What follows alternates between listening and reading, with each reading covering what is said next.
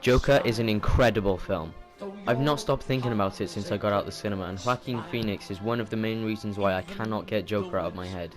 He is absolutely amazing in this film, and I cannot stress enough, his performance is mesmerizing. There's not a second where he's on screen and you feel the urge to look away. Much like Heath Ledger. We've not had an actor since Ledger who's been able to express that feeling of captivating fear to the audience. You can't look away every second he's on the screen, and Phoenix manages to achieve this.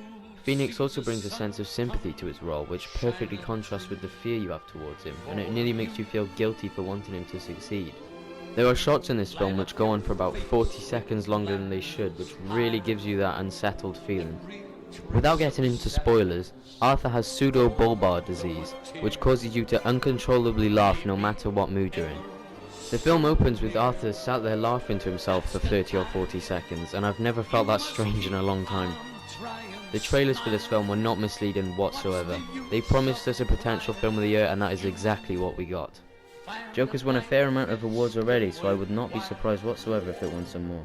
Moving on to the age rating, I think the ones that it got were appropriate. In the UK it's a 15, and in the United States it's an R rating, which means you have to be 18 or older. It's not an overly violent film, but the violence featured is quite sensitive. I think it's fair to draw comparisons between Joker and Logan, as this is practically DC's Logan. They are both focused character studies of beloved characters. Both have been well received so far, but the only difference is Hugh Jackman had been Wolverine for nearly 2 decades already, while this is Phoenix's first time, and most likely the last time he'll play the Joker. Now Todd had said that this was not intended to have sequels, there's no intention of having one at the moment, but it feels like there is room for you to play that character again. Do you feel like you're one and done, or do you feel like you would want to play Joker again? I like this answer, actually. It's cryptic, he's smiling, we don't know. Joker shows hope for the future of DC films, as it shows what less studio interference can do.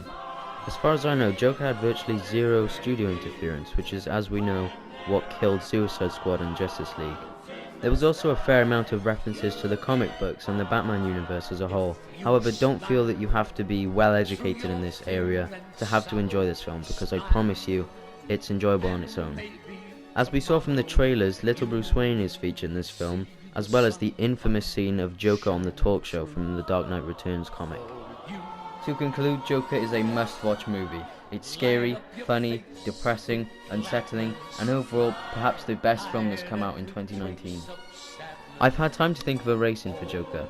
Usually I find that I like a movie a little less after I watch a couple critique videos which point out the negatives of the film that I missed while watching it in the cinema, but Joker is different. If anything, my appreciation for it has increased now that I've had time to take it all in. I give Joker a 9 out of 10.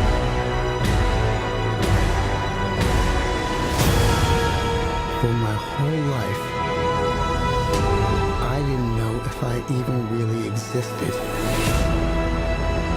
But I do. And people are starting to notice. You think this is funny?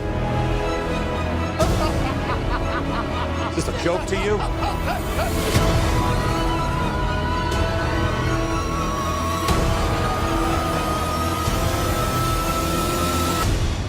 Murray, one small thing.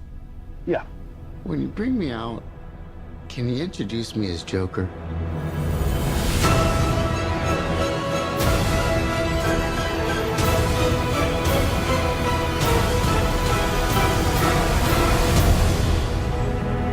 Send in the clowns.